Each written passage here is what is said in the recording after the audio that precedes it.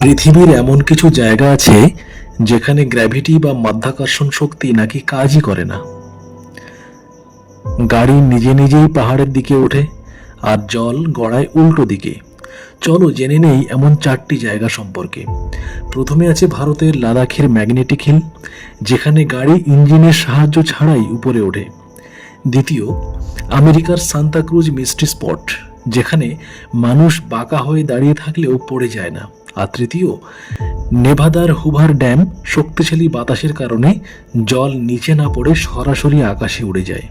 আর চতুর্থ, আর্মেনিয়ার মাউন্ট আরাগাটস, যেখানে নদী পর্যন্ত পাহাড়ের নিচের দিক থেকে উপরের দিকে প্রবাহিত হয়।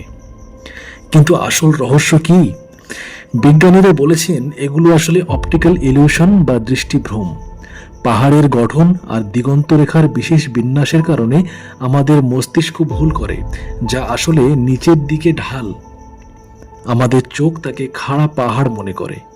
প্রকৃতি আসলে আমাদের চোখের সাথে এক মজার খেলা খেলে।